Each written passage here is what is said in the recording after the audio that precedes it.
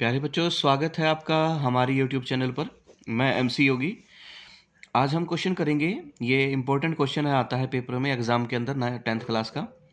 यदि angle A तथा angle B न्यून कोण हो जहां cos A is equal to cos B, तो दिखाइए कि कोण ए बराबर है कोण बी के। ये हमें सिद्ध करना है। तो आइए इसका सॉल्यूशन हम चेक करते हैं।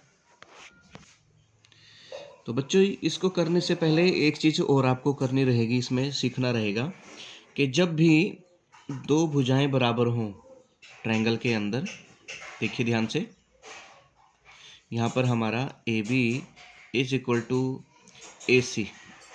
यदि यहाँ पे ए बी और ए सी इक्वल हैं, तो ये जो कोण बनेंगे ए बी और सी वाले, तो ये एंगल इक्वल होंगे। B is equal to angle C. ये बी एंगल जो है सी एंगल के इक्वल आएगा यदि दोनों भुजाएं, जो ये दो भुजाएं दोनों बराबर भुजाएं हों ए बी ए सी, और ये जिस तीसरी भुजा के साथ जो एंगल बनाएंगे, ये वाला और ये वाला, ये दोनों इक्वल होंगे। अगर भुजाएं बराबर हैं दोनों, तो उनके कोण क्या हैं? बराबर होंगे, बी और सी वाला। तो ये कंसेप्ट इस क्वेश्चन के अंदर लगेगा। तो हमें गिवन क्या है? हमें दिया गया है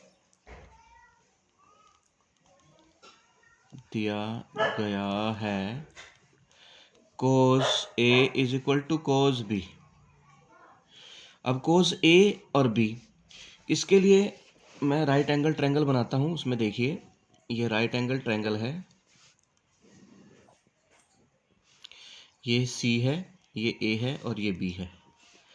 एक बारी यहाँ से लेंगे, एक बारी यहाँ से लेंगे। अब इसमें देखो एंगल चेंज हो रहे हैं, एक बारी कोस ए है, एक बारी कोस बी है। तो अब क्या करेंगे, जब हम इस एंगल को ए को लेंगे तो परपेंडिकुलर ये होगा, और जब बी को लेंगे तो परपेंडिकुलर ये हो जाएगा, और बेस ये हो जाएगा। बी वाले एंगल में ये आधार हो जाएगा, ये लंब हो जाएगा। ये इसका ये परपेंडिकुलर होगा, और जब इसको लेंगे तो इसका परपेंडिकुलर ये होगा। ये ध्यान रखिएगा। तो अब इसमें बड़े ध्यान से करना है। कोस ए निकालेंगे, कोस ए को लेंगे तो हम क्या बनेगा, क्या था हमारा फार्मूला? जल्दी जल्दी इसको लिख लेंगे। लाला आम लाया कच्चे कच्चे आम। तो यहाँ पर हमारा ये कोस होता है बीच वाला, ये साइन है और ये है टेन। तो आधार बटे कर्ण बनता है। आधार जब हम ए लेंगे, एंगल ए लेंगे, तो ये आधार बन गया, ये लंब हो गया और ये कर्ण हो गया। तो यहाँ पे रेशो जो बनेगी कोस ए की, वो रेशो बनेगी आधार बटे लंब, यानी ए सी बाय ए बी। अब बी की तरफ से लेंगे, तो परपेंडिकुलर ये हो गया, सामने वाला परपेंडिकुलर हो गया, और ये बेस बन गया। अब आधार बटे कर्ण, आधार क्या है? बी सी बाय कर्ण ए बी,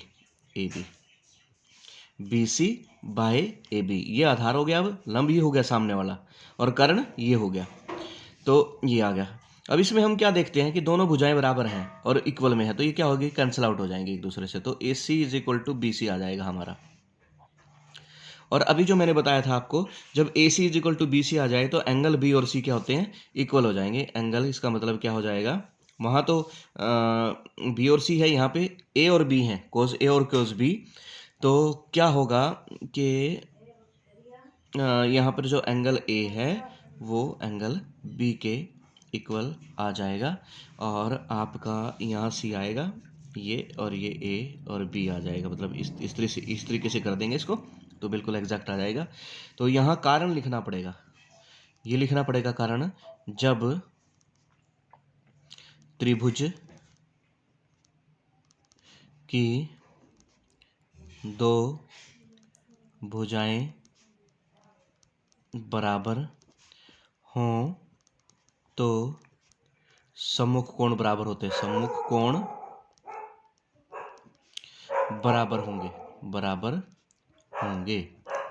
तो ये कोण ए इज इक्वल टू कोण बी के हो जाएगा आपका। और ये सिद्ध करना था, इति सिद्धम हो जाएगा यहाँ पे, इति सिद्धम। और ये जो क्वेश्चन है बहुत इंपॉर्टेंट है, आता है एग्जाम के अंदर, ध्यान रखना। बस केवल ध्यान रखना है कोस ए कोस बी का। जब कोस ए लेंगे तो ए की तरफ से एंगल लेंगे, और एंगल के सामने परपेंडिकुलर हो जाएगा।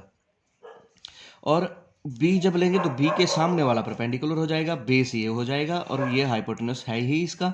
तो base by hypotenuse, base by hypotenuse. अब यहाँ पे हाइपोटेनस जो है दोनों में सेम हो गया तो कैंसिल आउट हो गया और A C is equal to B C आ गया आपका। और जब भुजाएं बराबर है तो कोण क्या होंगे, बराबर होंगे। तो ये नियम लगने के बाद इसमें angle A is equal to angle B बराबर सिद्ध हो जाएगा। ठीक है बच्चों, अब इसमें अगर कोई समस्या है तो कमेंट करके ज़रूर बताइएगा मुझे, और ताकि मैं आपको और आसानी से इसको करा सकूं।